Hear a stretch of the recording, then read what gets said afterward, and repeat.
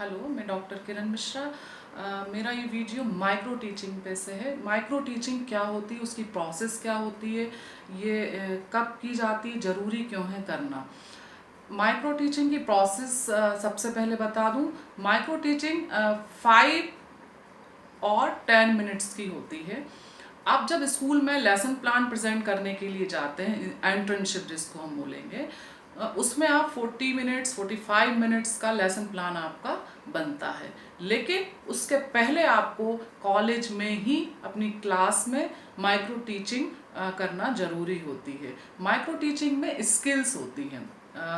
Main skills हम 14 skills की बात कर सकते हैं। आगे मैं आपको एक एक स्किल का भी वीडियो बना के भेजूंगी कि आपको किस तरीके से उन स्किल का प्लान बनाना है। जो भी स्किल पे हम प्रेजेंट करने के लिए जा रहे हैं, क्लास में जब आप प्रेजेंट करेंगे कॉलेज में ही, वो 5 और 10 मिनट्स का होगा। और ऑब्जर्वर आपके साथ के जो स्टूडेंट्स हैं, जो क्लास में मान लीजिए 30 स्टूडेंट्स हो सकते हैं, 40, जो भी स्टूडेंट क्लास में बैठे हैं वो ही आपको ऑब्जर्व करते हैं। जैसे मान लीजिए मैं स्टूडेंट हूँ, मैंने कोई प्लान बना के प्रेजेंट किया और उसके बाद मेरे साथ के जो स्टूडेंट हैं वो मुझे ऑब्जर्व करेंगे और वो मुझे फीडबैक देंगे। बट फीडबैक कैसे देंगे? मान लीजिए मैं इंट्रोडक्शन स्किल की बात करूँ। इंट्रोडक्शन स्किल में 5 कंपोनेंट्स हैं। उन कंपोनेंट्स के आधार पे ही आपका प्लान बनेगा। प्लान जब मैंने प्रेजेंट करना शुरू किया तो जो मेरे साथ के स्टूडेंट हैं वो देखेंगे कि जो 5 कंपोनेंट्स हैं उनको मैंने उस प्लान में कंप्लीट किया या नहीं।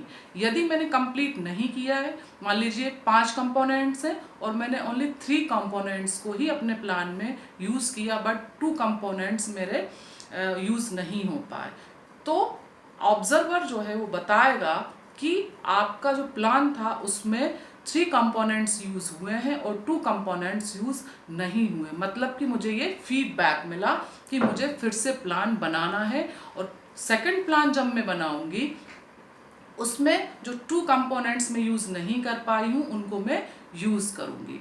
तो जब भी कोई आप प्लान बनाते हैं, जिस स्किल का भी प्लान बनाते हैं, आपको ये ध्यान रखना पड़ेगा कि कंपोनेंट्स उस टॉपिक में यूज़ हो रहे हैं या नहीं। ये बहुत ज़्यादा महत्वपूर्ण है। कई बार हम लोग कुछ भी टॉपिक सिलेक्ट करके प्लान बनाना शुरू कर देते हैं, बट कंपोनेंट्स को ध्यान रखना पड़ेगा आपको कि वो उसमें यूज़ हो रहा है या नहीं। मेन पर्पस हमारा उसमें यही होता है। सेकंड चीज़ कि माइक्रो टीचिंग में आप, ये बिल्कुल ज़रूरी नहीं है कि आप जिस सब्जेक्ट के हैं उसका ही आपको प्लान बनाना है। जैसे लेसन प्लान में कंपलसरी होता है कि हम जिस सब्जेक्ट के हैं उसका ही हमें लेसन प्लान बनाना। यदि मैं साइंस की हूँ या आर्ट्स की हूँ तो मैं उसमें से ही टॉपिक सिलेक्ट करूँगी और वही मैं प्लान बनाऊँगी।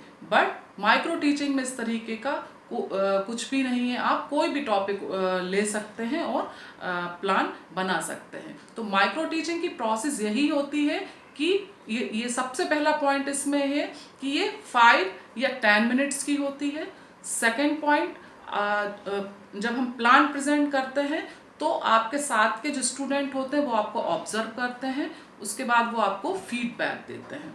फीडबैक मिलने के बाद हमें पता पड़ता है कि हमारा कंपोनेंट्स कहाँ पे यूज़ नहीं हुआ है। उसके बाद हम सेकंड रीप्लान बनाते हैं। रीप्लान बनाने के बाद हम फिर से उसको प्रेजेंट करते हैं, फिर से हमें फीडबैक मिलता है। इस तरीके से पूरा इसका माइक्रो टीचिंग का सर्किल चलता है और सेकंड प्रेजेंटेशन पे वो कंप्लीट होता है। तो जितनी भी माइक्रो टीचिंग है, माइक्रो टीचिंग में जितनी भी स्किल्स है, 14 स्किल्स हैं, उसके आधार पे ही आपको पूरा माइक्रो टीचिंग की फाइल कंप्लीट करनी है। और कुछ महत्वपूर्ण स्किल्स हैं जिनको मैं आगे आपको वीडियो सेंड करूंगी। उसमें इंट्रोडक्शन स्किल है, रीइंफोर्समेंट स्किल है, ब्लैक बोर्ड स्किल है, स्टिमुलस वेरिएशन स्किल है। यदि हमें क्लास किस तरीके से, अगर मैं मान लीजिए कोई क्लास में लेक्चर दे रही हूँ, मुझे क्लास किस तरीके से एंड करनी है उसको भी एक स्किल बोला जाता है। वो उसमें भी 6 कंपोनेंट्स है, उसको आपको किस तरीके से करनी है। इस तरीके से पूरा माइक्रो टीचिंग में जब हम 14 स्किल पे काम कर लेते हैं तब हम स्कूल में एंटर्नशिप के लिए जाते हैं, क्योंकि आपकी जो स्किल्स हैं, जब हम लेसन प्लान प्रेजेंट करते हैं स्कूल में तो सभी स्किल का कहीं ना कहीं यूज़ होता है।